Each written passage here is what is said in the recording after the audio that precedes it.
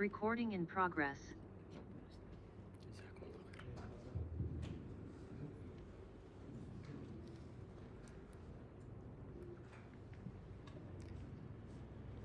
Assalamualaikum warahmatullahi wabarakatuh. Bismillahirrahmanirrahim. Innal hamdalillah nahmaduhu wa nasta'inuhu wa nastaghfiruh wa na'udzu billahi min syururi anfusina wa min sayyiati a'malina may yahdihillahu fala mudilla lahu wa may yudlil fala hadiya lahu wa asyhadu an la ilaha illallah wahdahu la syarika lah wa asyhadu anna Muhammadan abduhu wa rasuluhu tsumma amma ba'd. Ikhwah sekalian dan juga akhwat sekalian, baik yang online ataupun yang offline, semoga Allah Subhanahu wa taala merahmati kita semuanya insyaallah. Semoga Allah berkahi Ramadan kita. Semoga Allah Subhanahu wa taala memberikan kita hidayah, kemudahan-kemudahan sehingga dimungkinkan bagi kita untuk beribadah secara maksimal di bulan suci Ramadan. Amin ya rabbal alamin. Mohon maaf karena terlambat. Tadi kita kira bahwa ternyata jalan padat. Masya Allah, alhamdulillah sampai sini insya Allah. Bismillah. Insya Allah yang kita bahas ini adalah hadis yang ke-7 insya Allah.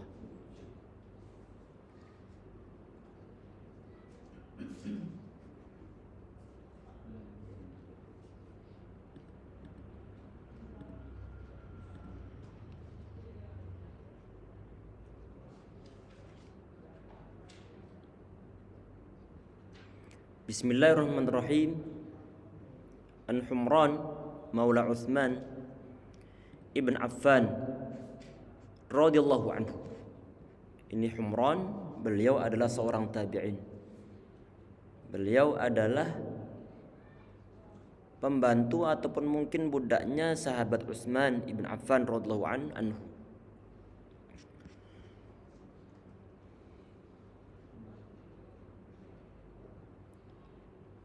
Di zaman Utsman bin Affan, Utsman annahu ra'a, ini sahabat ataupun tabi'in yang bernama Humran. Beliau suatu saat, ini di masa pemerintahan sahabat Utsman bin Affan radhiyallahu anhu, beliau melihat sahabat Utsman da'a bi wudu. Beliau minta untuk diambilkan wudu.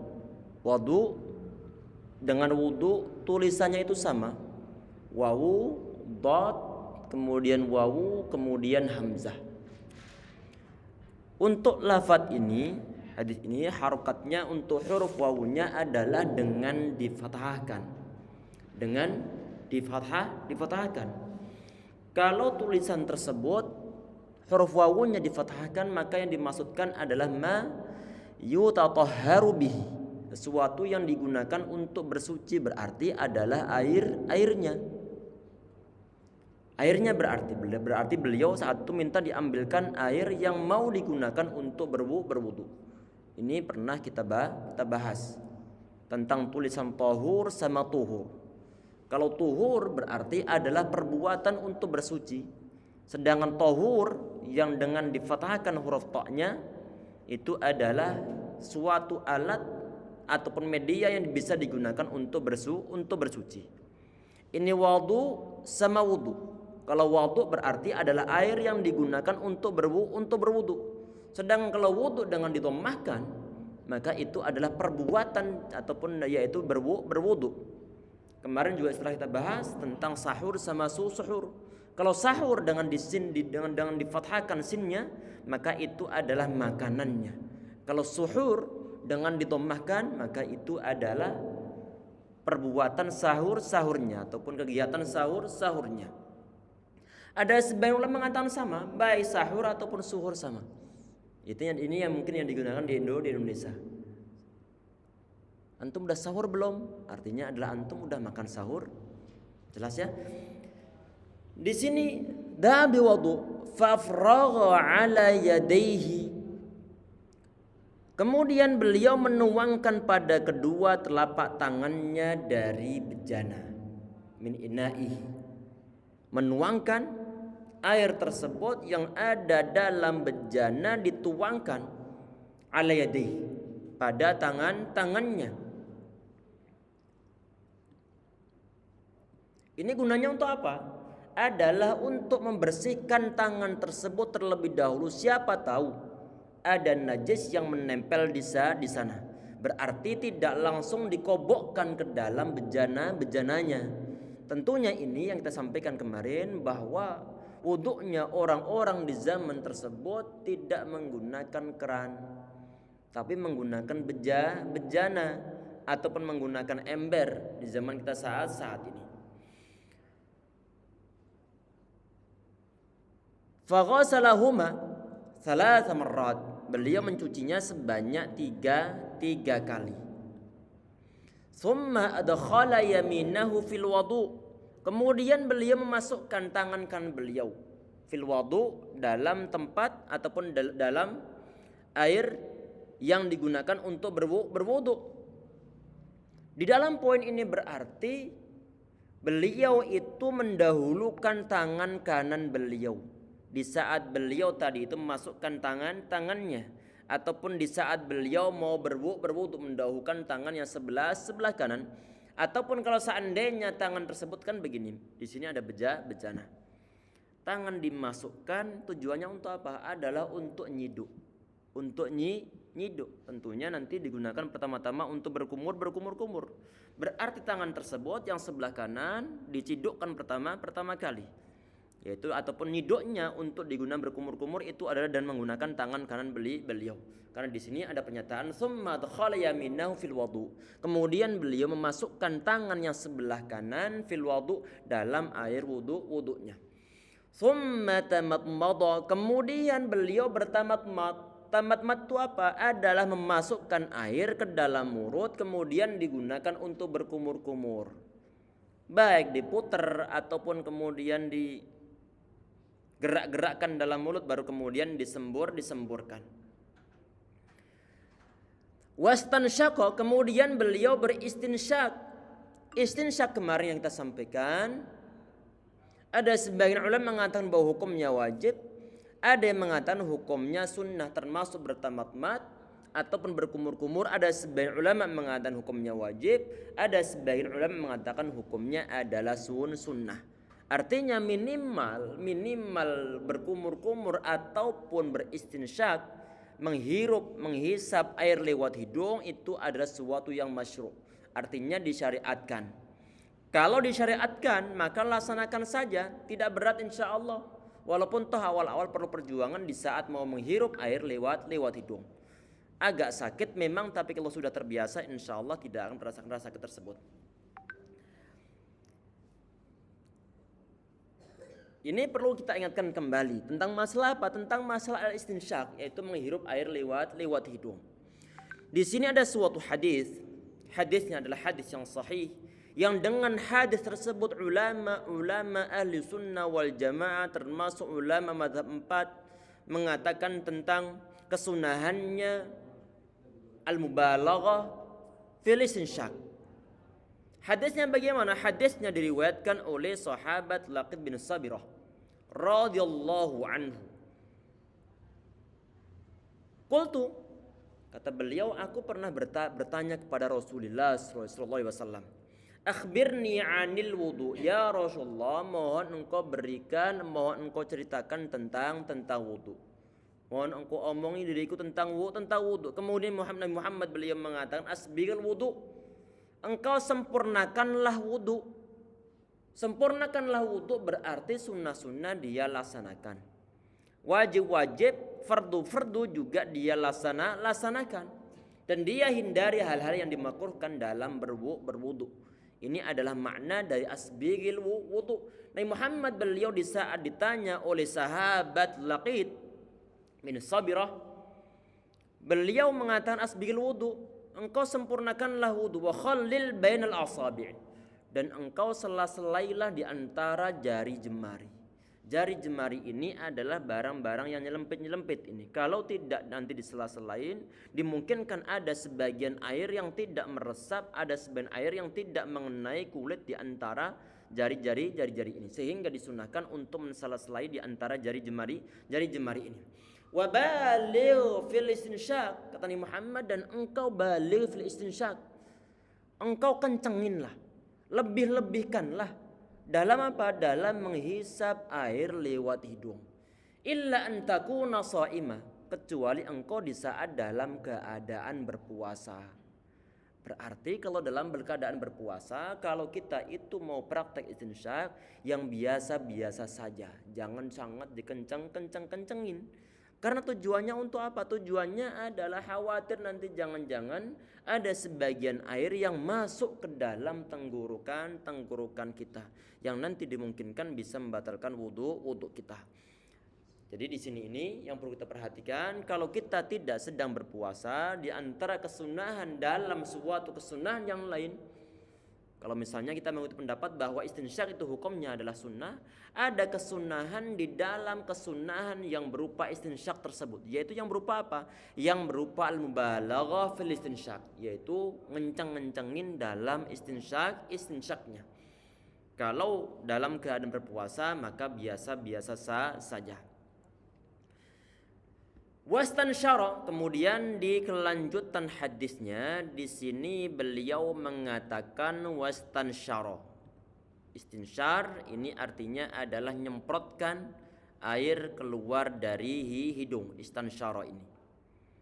Wastansyara berarti nyemburkan air dari hidung. Ini disebut sebagai istinsyar. Untuk membersihkan apa tujuannya? Untuk membersihkan kotor-kotoran yang berada di dalam hidung kita. Tsumma ghasala wajhahu thalatha marrat. Kemudian beliau mencuci mukanya sebanyak 3 kali. 3 kali di sini kalau tidak salah pernah kita sampaikan sebelumnya. Untuk anggota-anggota wudu yang dibasuh, diusap ataupun mungkin dicuci sebanyak 3 kali.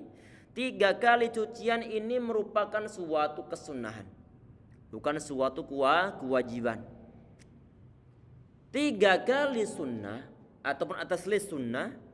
Ada sebagian riwayat Nabi Muhammad SAW, dalam riwayat sahabat Abdullah bin Abbas radhiyallahu anhu, bahwa Nabi Muhammad tawaddo'a marratan. Beliau berwudu sekali saja. Artinya kalau sekali maka itu adalah batas minimal wajibnya. Wajibnya adalah sekali. Sedangkan yang lebih dari sekali itu hukumnya adalah sunnah. Ada suatu riwayat yang lainnya, diriwayatkan oleh Abdullah bin Zaid radhiyallahu anhu, bahwa Nabi Muhammad SAW itu beliau membasuh sebagian anggota wudunya marratain, sebanyak 2 kali. Ini pun riwayat hadisnya adalah hadis yang sahih. Yang riwayat yang sekali tadi itu, sekali basuhan, itu riwayat dalam Al-Bukhari. Yang 2 kali basuhan juga terdapat dalam riwayat Al-Bukhari. Dan insyaallah ini ya, berarti yang perlu kita ingat bahwa basuhan yang ketiga itu hukumnya adalah sunnah. Ini yang nanti yang dihitung basuhan sekali, 2 kali, 3 kali itu yang bagaimana? Yang basuhan sekali akan dihitung sekali kalau sekali tersebut sampai meratai anggota wudunya. Berarti nanti di saat misalnya di sini adalah air yang sudah kita tadain dalam telapak tangan nih. Kemudian kita ratakan sampai benar-benar rata. Sampai benar-benar rata, inilah yang nanti dianggap sebagai 1 kali basuhan. Jadi bukan sekedar begini doang dihitung sebagai 1 kali basuhan, tidak. Dan juga bukan 1 kali dalam segi pengambilannya. Tetapi dihitung sekali adalah saat 1 kali cabukan tersebut itu nanti meratai. Kalau sampai berkali-kali belum meratai, maka perlu untuk belajar wudu lagi nih. Nanti ngabisin air. Jadi diusahakan sekali cabukan ini langsung meratai ke seluruh anggota yang memang saat itu kita basuh, dan itu nanti yang dihitung sebagai 1 kali basuhan. Kemudian tadi kan ini ada beberapa riwayat ini yang ada dalam kitabnya tadi ini, yang ada dalam kitab Umdatul Ahkam, yang disebutkan dalam hadis ini yang diriwayatkan oleh Yang diriwayatkan dari sahabat Utsman bin Affan radhiyallahu anhu itu adalah 3 kali. Kemudian ada riwayat yang lain yang diriwayatkan oleh sahabat Ibnu Abbas adalah 1 kali.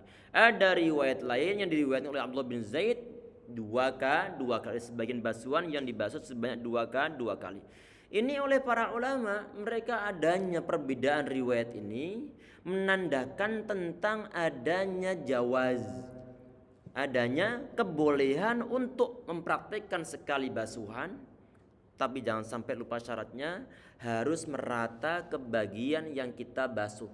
Diperbolehkan juga 2 kali ataupun diperbolehkan 3 kali. Ini adalah kesunahannya. Artinya kalau sekali ini telah benar-benar bersih ataupun telah benar-benar merata ke bagian anggota wudunya, kemudian mengambil air lagi sampai nanti 3 kali. Ini adalah merupakan suatu kesunahan. Jadi batas minimalnya untuk melaksanakan suatu kewajiban yang berupa basuhan itu adalah sekali basuhan. Kemudian yang ketiga itu adalah merupakan suatu kesunahan. Ini sebagaimana yang disampaikan oleh Al-Imam An-Nawawi rahimahullah di dalam kitab Syarah Sahih Muslim. Ustadz, ana yakin ini basuhan ana yang pertama ini telah benar-benar rata. Karena saya misalnya saat basuh itu memang benar-benar saya rata-ratain. Ada basah-basah di tangan langsung saya rata-ratain semuanya. Sehingga kalau seandainya saya itu untuk membasuh yang pertama saja, saya yakin 100% bahwa air telah merata. Apakah boleh? Kalau tadi kan 3 kali nih. 3 kali itu adalah batas kesunahannya atau batas kesempurnaan dalam kesunahannya. Kalau seandainya sampai melebihi 4 kali, melebihi 3 kali. Ini bagaimana? Ada suatu hadis ya ikhwah, hadisnya diriwayatkan oleh salah seorang sahabat di sini ini. Ada orang Arab Badui mendatangi Rasulullah SAW. Beliau ditanya tentang masalah wudu. Beliau mengajarkannya 3 kali. Ini hadisnya hadis yang sahih. Kemudian beliau mengatakan wudu. Inilah wudu kata beliau. Faman zada ala hadza faqad asaa wa ta'adda wa zalam. Barang siapa yang melebihi dari 3 kali ini, maka dia faqad asaa, maka dia telah berbuat buruk, wa ta'adda dan telah melampaui batas, wa zalam dan dia telah berbuat zalim. Sehingga semua ulama mengatakan kalau lebih dari 3 kali itu mereka berdosa. Mereka berdosa karena di sini ada pernyataan zalam. Bentuk kezaliman itu berarti adalah suatu dosa. Kalau ditanyakan apakah nanti kalau ada orang berwudu lebih dari 3 kali, apakah wudunya batal? Di sini kata Al-Imam An-Nawawi rahimahullah bahwa beliau mengatakan idza zada ala thalath faqad irtakabal makruh. Kalau orang itu dia melebihi dari 3 kali basuhan, maka dia telah melaksanakan suatu kemakruhan. Wala yabtulu wudu'uhu, dan wudunya tidak batal. Anda lihat di beberapa mazhab juga sama semacam ini. Jadi maksimal udah 3 kali saja. Kemudian dalam hadis ini beliau menceritakan ataupun Nabi Muhammad beliau menceritakan summa ghasala yadaul yumna ilal mirfaqi 3 marrat. Kemudian setelah beliau membasuh mukanya sebanyak 3 kali, beliau mencuci tangan kanannya terlebih dahulu. Sebagaimana kita ketahui bahwa Rasulullah SAW beliau hibbu tayammuna fi kulli syai' atau kama qala Muhammad itu beliau suka untuk mendahulukan yang sebelah kanan termasuk dalam hal taharah beliau. Sehingga di sini beliau mendahulukan tangan yang sebelah kanan untuk dibasuh terlebih dahulu sebanyak 3 kali. Ini pun termasuk membasuh tangan sampai bagian sikut. Ini adalah merupakan suatu rukun dalam wudu ataupun fardu wudu. Kata Allah Subhanahu wa taala, "Ya ayyuhalladzina amanu idza qumtu ila sholati faghsilu wujuhakum." Wahai orang-orang yang beriman, kalian basuhlah muka kalian. Kalau kalian mau ingin sholat, maka kalian basuhlah muka kalian. Wa aydiyakum ilal marafiq, dan juga tangan-tangan kalian sampai pergelangan, sampai bagian siku-sikunya.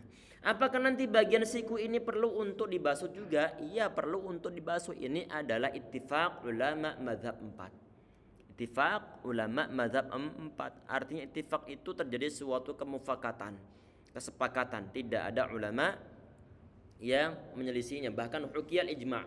Ada sebagian ulama mengatakan bahwa ini adalah merupakan suatu ijma'.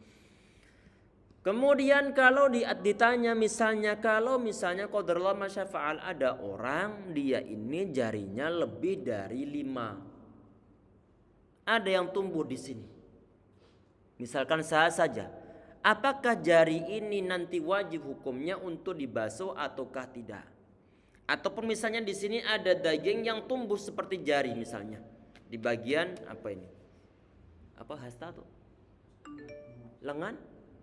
Di bagian sininya ada daging yang tumbuh modelnya seperti jari. Ini bagaimana? Ini pun wajib hukumnya untuk dibasuh. Karena kenapa? Karena dia itu tumbuhnya adalah tumbuh di bagian-bagian yang memang seharusnya wajib untuk dibasuh. Wajib untuk dicuci.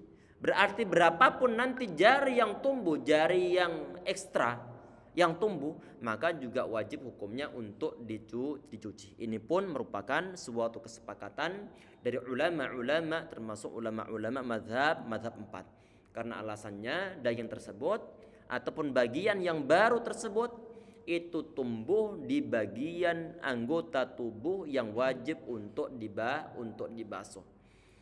Kemudian yang berikutnya, summa masaha ra'sahu. Kemudian Nabi Muhammad beliau membasuh bagian kepalanya. Dan yang kita lihat bahwa riwayat-riwayat tentang masalah basuhan bagian kepala itu tidak dinyatakan tentang berapa jumlah kali basuhannya. Tidak ada penyebutan 3 kali ataukah 2 kali ataukah sekali, tidak disebutkan di beberapa riwayat. Termasuk dalam riwayat hadis yang saat ini kita baca, cuma dinyatakan summa masaha bi ra'si, beliau mengusap bagian kepalanya, membasuh bagian kepalanya. Tidak dinyatakan berapa kali basuhannya, apakah 2 ataukah 3, tidak dinyatakan di sana. Ini hadisnya adalah hadis yang sahih dalam riwayat Muslim. Kemudian dalam riwayat Al-Bukhari juga ada famasaha ra'sahu. Ada kata-kata famasaha ra'sahu ataupun thumma masaha ra'sahu biyadaihi. Nabi Muhammad beliau mengusapkan kedua tangannya di bagian kepala beliau. Ini pun tidak dinyatakan berapa kali basuhan. Artinya di sini ini kemudian para ulama 3 mazhab, Maliki, Hambali, kemudian Hanafi, ini mengatakan bahwa cukup dibasuh sebanyak sekali saja. Kecuali dalam mazhab Syafi'i ini disunahkan sebanyak 3 kali juga. Karena kenapa? Karena menggunakan qiyas mereka. Mengkiaskan, menganalogikan ke anggota-anggota tubuh yang lain yang dimungkinkan dibasuh sebanyak 2 kali ataupun dibasuh sebanyak 3 kali. Mereka menggunakan dasar qiyas dalam masalah hal ini. Sedangkan ulama 3 mazhab yang lain tidak menggunakan pendapat ini, tapi langsung mereka mengatakan bahwa cukup dibasuh sebanyak sekali saja. Karena memang dalam riwayat hadisnya tidak disebutkan berapa kali bilangannya, berapa kali bilangannya. Untuk cara-caranya bagaimana? Kemungkinan nanti ada hadis membahas masalah cara-caranya. Tapi intinya nanti adalah cara garis besarnya, caranya adalah tangan yang telah dibasahi kemudian ditaruh di sini, kemudian diputar ke belakang, dari belakang dibalikan ke depan kembali. Itu adalah cara untuk mendapatkan suatu kesempurnaan dalam membasuh bagian rambut. Ini para ulama kecuali dalam mazhab Syafi'i, di sini dalam mazhab Syafi'i mencukupkan membasuh mashi ba'dur ra'si, membasuh sebagian kepala. Sebagian ulama yang lain adalah mashu jami'ir ra'si, membasuh seluruh bagian kepala ataupun bagian rambutnya. Tentunya itu insya Allah yang lebih sempurna adalah mazhab Syafi'i pun mereka memang ada perkataan mencukupkan untuk membasuh sebagian rambut. Tetapi kalau membasuh seluruh rambut, permukaan rambut, maka itu niscaya lebih utama. Ini disampaikan juga dalam mazhab Asy-Syafi'i. Kemudian di poin berikutnya, kalau ditanya ini masalah kalau kita lihat nanti dalam hadisnya ini tidak disebutkan bagian membasuh bagian telinga. Ini bagaimana? Ini menurut sebagian ulama atau menurut jumhur ulama bahwa telinga itu minar ra's, al-udhunani minar ra's. Jadi telinga itu merupakan suatu bagian satu paket dengan bagian kepala. Berarti nanti bisa membasuh bagian kepala langsung disambungkan ke bagian telinga. Walaupun ini pun nanti ada khilaf di antara para ulama untuk cara pembasuhannya. Ada sebagian yang nanti caranya adalah dengan cara satu kali basuhan ini, satu kali cabukan ini digunakan untuk basuh rambut, kemudian langsung ke bagian telinga. Jelas? Ada sebagian ulama yang lainnya adalah dipisah bima'in jadidin dengan menggunakan air yang baru. Kemudian di poin berikutnya summa ghasala rijlahu al-yumna ila al-ka'baini thalatha marratin summa ghasala al-yusra misla dzalika. Kemudian setelah membasuh bagian rambut adalah di antara rukun berikutnya itu adalah mencuci bagian kaki. Bagian kaki yang dicuci sampai mana? Sampai di bagian mata kakinya. Mata kaki di sini adalah ka'bain. Di saat Nabi Muhammad beliau mengatakan summa ghasala rijlahu al-yumna lil ka'bain. Kemudian beliau membasuh atau mencuci bagian kaki sampai ka'bain. Berarti yang dimaksud dengan ka'bun itu adalah mata telinga, adalah mata apa? Mata kaki ini. Karena dimasukkan di situ adalah dua ka'bain, berarti dua ka'ab. Bukan di bagian belakang sini. Bukan di bagian belakang, tapi adalah di bagian dua tulang yang menonjol di kaki kita ini, sebelah kanan ataupun sebelah kirinya, masing-masing kakinya. Itu adalah batas minimalnya yang perlu untuk dibasuh. Artinya kalau orang berwudu kemudian di bagian mata kakinya tidak terkena air, maka wudunya tidak sah karena minimal pembasuhannya itu adalah sampai bagian mata kakinya. Tsumma qala, kemudian di sini kemudian sahabat Utsman bin Affan mengatakan begini, raaitu Rasulullah tawaddu'a nahwa wudu'i hadza. Tadi ini kan yang praktek wudu itu kan seorang sahabat yang bernama Utsman ibn Affan di hadapan seorang tabi'in yang bernama Humran. Seorang tabi'in yang bernama Humran. Artinya beliau sahabat Utsman itu ngajari tabi'in satu yang ada di zaman beliau cara berwudu ini. Kemudian beliau mengatakan, "Ra'aitu Rasulullah," ana melihat Nabi Muhammad, kata sahabat Utsman ini. Ana melihat Rasulullah sallam tawaddu'an nahwa wudu'i hadza. Aku melihat Nabi Muhammad beliau berwudu sebagaimana wudu yang aku praktekkan saat ini. Nabi Muhammad beliau berwudu disaksikan oleh para sahabat dalam rangka mengajari para sahabat semuanya bagaimana cara berwudu yang benar, bagaimana cara untuk berwudu secara sempurna. Oleh para sahabat kemudian praktek tersebut diajarkan terhadap para tabi'in, termasuk diantaranya yang meriwayatkan hadis ini yaitu seorang tabi'in yang bernama Humran. Ra'aitu Rasul tawaddu'a misla wudu'i hada. Aku melihat Nabi Muhammad SAW beliau berwudu, nah wudu'i hada, beliau berwudu sebagaimana wuduku saat ini. Tsumma qala Rasulullah, kemudian Nabi Muhammad beliau bersabda ini, man tawaddu'a nahu wudu'i hadza, barang siapa yang berwudu sebagaimana wuduku ini. Tsumma qama faraka'a raka'atain, kemudian dia berdiri habis berwudu, habis berdoa, kemudian dia berdiri. Faraka'a raka'atain, kemudian dia rukuk sebanyak 2 kali. Maksudnya rukuk di sini ini adalah solat sebanyak 2 rakaat. Ini berarti adalah kata para ulama itlaqul juz'i wa iradatul kull.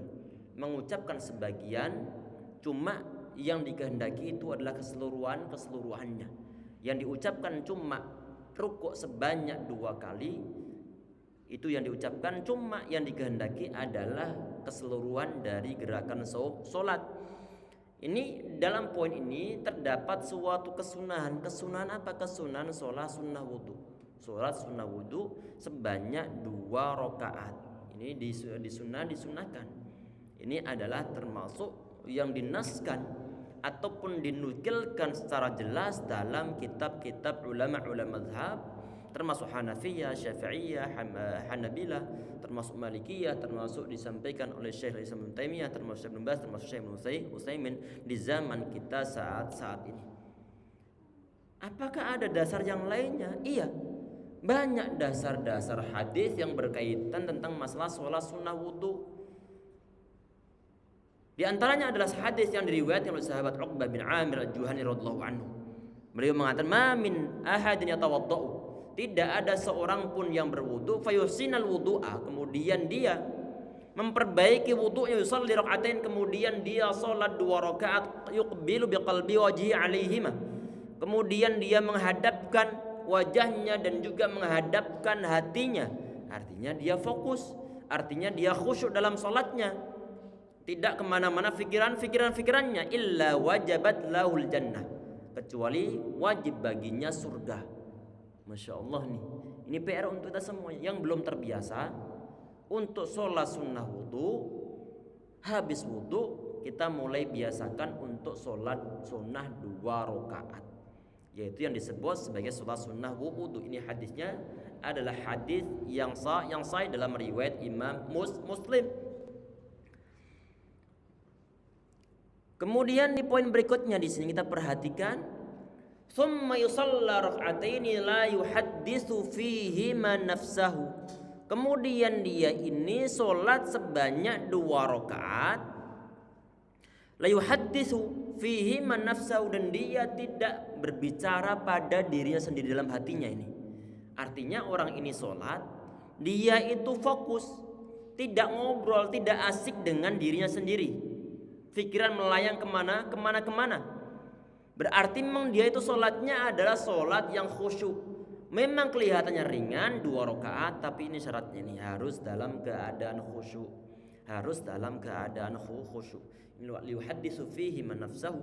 Ini disampaikan oleh Al-Imam As-San'ani rahimahullah. Beliau mengatakan liyuhadditsu fihi man nafsahu ay bi umurid dunya wa ma la ta'alluqa lahu bis shalah.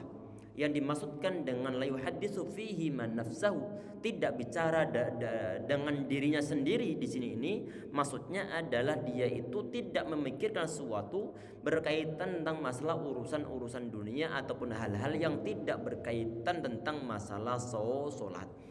Ini disampaikan penafsiran hadis ini di antara disampaikan oleh Al-Imam As-San'ani rahimahullah dalam kitab Subul Salam, dan juga Al-Imam An-Nawawi rahimahullah dalam kitab Al-Majmu' ataupun dalam syarah Sahih Muslim. Ini berarti adalah senada dengan hadis yang tadi kita sampaikan yang diriwayatkan oleh sahabat Uqbah bin Amir Al-Juhani, yaitu salat 2 rakaat yuqbilu biqalbi wajhihi alaihima, yaitu dia menghadapkan mukanya dan juga hatinya. Berarti dia itu memang fokus untuk sholat, ingat kepada Allah, tidak mikir macam-macam. Berarti nanti PR untuk kita semuanya, di samping kita membiasakan sholat 2 rakaat, setelah kita berwudu sambil berusaha setiap kita sholat itu untuk khusyuk, tidak mikir macam-macam. Dan di antara pendukung nanti biar sholat kita khusyuk adalah kita mengetahui bacaan-bacaan dalam sholat kita. Kalau seandainya Ustadz ana belum bisa bahasa Arab, ya paling enggak nanti perlu diusahakan proses untuk pelajari bahasa Arab. Ataupun nanti kalau seandainya belum memungkinkan Ustadz, ya udah berarti adalah difokuskan di saat kita mau sholat, ataupun nanti perlu kita pelajari terlebih dahulu kira-kira yang ana baca dalam surat itu apa ini artinya. Difahami secara globalnya. Semoga itu sedikit bisa menunjang kekhusyuan. Termasuk nanti diantaranya yang perlu kita usahakan adalah kita membaca ta'awudz sebelum baca Al-Fatihah. Sebelum baca Bismillahirrahmanirrahim, sebelum Al-Fatihah. Fa idza qara'tal Qur'an fasta'iz billahi minasyaitonir rajim. Berarti masuk dalam keumuman ayat tersebut. Kalau engkau mau baca Al-Quran, maka mintalah perlindungan kepada Allah Subhanahu wa taala dari godaan syaitan yang terkutuk. Jadi minta perlindungan pada Allah Subhanahu wa taala di saat kita mau sholat biar nanti bisa fokus. Kita lihat sekarang ini kelanjutan dari hadis ini. Ghufira lahu ma taqaddama min dzambihi. Masya Allah ini. Tadi kan di sebagian riwayat kalau ada orang sholat, ada orang berwudu, menyempurnakan wudunya, kemudian dia itu sholat 2 rakaat, kemudian wayuqbilu biwajhihi wa qalbihi, dan dia menghadapkan muka dan juga hatinya di dalam sholat tersebut memang benar-benar fokus khusyuk, illa wajabat lahul jannah, kecuali wajib baginya surga. Tadi ini hadisnya adalah hadis yang sahih. Di sini ada keterangan yang lain di sini. Kita perhatikan, ghufira lahu ma taqaddama min dzambihi wa ma ghufira lahu ma taqaddama min dzambihi. Maka dosa-dosa yang lalu ini, orang yang berwudu secara sempurna kemudian dia sholat sebanyak 2 rakaat, wala yuhaddits fihi ma nafsahu, dan dia tidak ngajak ngomong hati ataupun dirinya sendiri di saat dalam sholat tersebut, ghufira lahu ma taqaddama min dzambihi, maka dosa-dosa dia yang lalu diampuni oleh Allah Subhanahu wa taala. Berarti ini berwudu kemudian diikuti oleh sholat dan kita fokus dalam sholat kita, maka itu bisa menghapuskan dosa-dosa yang masa lalu. Ini kata para ulama adalah minas shaghair, adalah dosa-dosa yang kecil. Untuk dosa-dosa yang besar perlu pertaubatan tersendiri. Termasuk diantaranya adalah termasuk dosa yang nggak bisa dihapuskan dengan sekedar wudhu, dengan sekedar sholat semacam ini adalah dosa yang disebabkan kita itu menzalimi orang lain, mengambil barang orang lain tanpa hak, menzalimi orang lain dengan kata-kata kita padahal dia yang benar kita yang salah. Ini tidak bisa serta-merta langsung dihapuskan dengan model-model yang semacam ini. Kan ada suatu hadis as-salawatul khams, salat 5 waktu, wal jum'atu ila jum'ah, salat Jumat atau sampai Jumat berikutnya, kemudian Ramadan, kemudian dari Ramadan ke Ramadan, ibadah puasa satu ke ibadah puasa yang lain, ataupun salat Jumat satu dengan sholat Jumat yang lainnya, dosa-dosa di antara mereka berdua ini itu bisa dihapuskan dengan adanya sholat Jumat tersebut, ataupun adanya puasa Ramadan 1 sampai puasa Ramadan berikutnya. Artinya puasa Ramadan yang kita laksanakan di tahun sebelumnya, kemudian di sela-sela itu dari Ramadan tersebut sampai Ramadan saat ini kan tentunya ada dosa-dosa ini. Dosa-dosa ini bisa dihapuskan dengan adanya puasa Ramadan, bisa dihapuskan dengan adanya sholat 5 waktu, bisa dihapuskan dengan sholat Jumat. Mukaffiratun ma bainahunna. Jadi amalan-amalan sholat tersebut itu bisa menghapuskan dosa-dosa di antara mereka berdua. Idza tunibatil kabair, dengan syarat dosa-dosa besar itu dijauhi. Artinya dosa-dosa besar ini tidak bisa dihapuskan dengan adanya amalan-amalan sholat. Termasuk diantaranya adalah kezaliman, bentuk kezaliman terhadap orang lain. Karena itu menyangkut masalah hakul adami. Kalau menyangkut masalah hakul adami, kesalahan terhadap orang lain yang kita berbuat, hartanya kita ambil, atau mungkin dia kita tempeleng misalnya tanpa hak, maka ini adalah suatu dosa, dan dosa tersebut tidak akan tertebuskan kecuali kita minta kehalalan, minta maaf kepada orang yang telah kita zalimi. Kalau barang yang kita ambil kezalimannya berupa barang, maka dosanya belum akan hilang sampai barangnya kita kembalikan kepada orang tersebut, radul mazalim, ataupun kita minta kehalalan. Pak, dulu anak pernah mengambil mangga antum, depan rumah sini sebelum ana berhijrah. Satu buah jatuh dan ana ambil, ataupun kadang-kadang juga pernah mengambil yang di atas. Mohon kehalalannya. Kalau seandainya kok antum tidak mengikhlaskan, udah nanti ana ganti dengan uang. Setelah itu kalau orangnya sudah memaafkan, terbebas kita. Kalau tidak, hal tersebut tidak kita laksanakan, maka tidak bisa tertebuskan dengan adanya solat-solat yang semacam ini. Insyaallah ya, ini adalah merupakan suatu keutamaan, keistimewaan dari suatu solat sunnah wudu. Kalau ditanyakan, kalau Ustadz ana berwudu ini kebetulan menjelang maghrib, menjelang maghrib, ataupun habis sholat asar, ataupun tadi ini sebelum masuk ke dalam masjid, ana berwudu terlebih dahulu, ana pengennya sholat langsung. Kan muskilahnya habis sholat asar. Apakah boleh untuk sholat di sana? Diperbolehkan sholat sunnah Zatul asbab, sholat sunnah yang memiliki sebab, itu diperbolehkan dijatuhkan di waktu-waktu yang terlarang, termasuk sholat sunnah tahiyatul masjid, sholat sunnah wudu, sholat qada. Itu adalah sholat yang memiliki sebab. Masuk masjid, kita disunahkan untuk sholat tahiyatul masjid walaupun setelah asar. Tadi ini yang kita datang ke masjid, yang tidak sholat di masjid di sini untuk sholat asarnya, dia masuk ke masjid kemudian sholat 2 rakaat. Kita tahu bahwa saat ini kajiannya adalah setelah sholat asar. Tetap disunahkan untuk sholat sebanyak 2 rakaat sholat tahiyatul masjid, walaupun dijatuhkan setelah waktu-waktu yang dalam keadaan biasa kita nggak diperbolehkan sholat di dalamnya, habis sholat subuh, habis sholat asar. Berhubung sholatnya ini adalah zatul asbab, sholat yang memiliki sebab, maka diperbolehkan. Ini sepakat semua ulama, termasuk diantaranya dalam mazhab Asy-Syafi'i.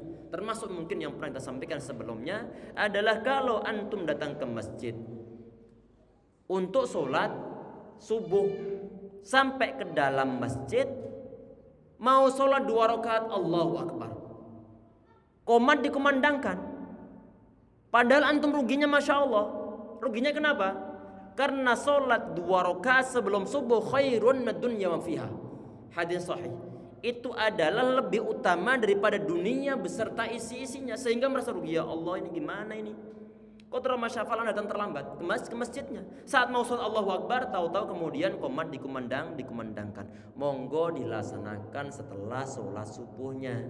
Berarti masuk dalam kategori sholat zatul asbab. Ini pun pernah terjadi di zaman Rasulullah SAW. Hadisnya adalah hadis yang sahih.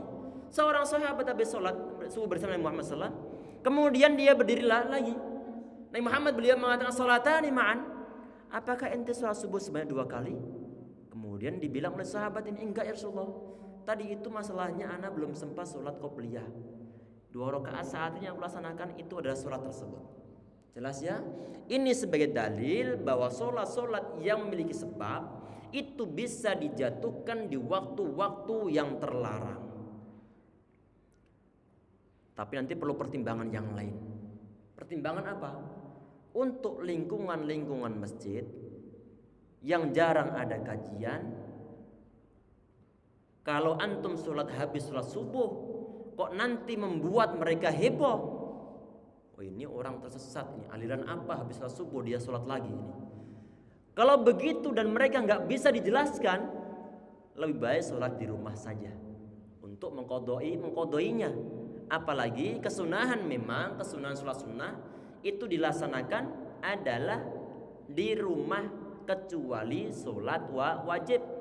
Kalau sholat wajib afdalnya di masjid. Untuk sholat sunnah termasuk sholat qada, sholat sunnah ini afdalnya adalah dilaksanakan di rumah. Termasuk pertimbangan tadi itu ada daripada nanti membuat jamaah heboh, lebih baik di rumah saja. Kalau jamaahnya adalah jamaah yang sudah mengetahui kajian, maka silakan untuk kalau seandainya pengen nanti anak habis sholat subuh ini pengen itikaf di masjid sampai nanti syuruk, biar nanti sholat 2 rakaat biar mendapatkan suatu pahala haji sama umroh secara tamah secara sempurna. Kalau pertimbangan begitu silakan untuk sholat di masjid. Tapi pertimbangan tadi itu adalah di saat masjidnya adalah masjid yang memang sudah banyak kajian di sana. Kalau belum banyak kajian, maka lebih baik di rumah saja, biar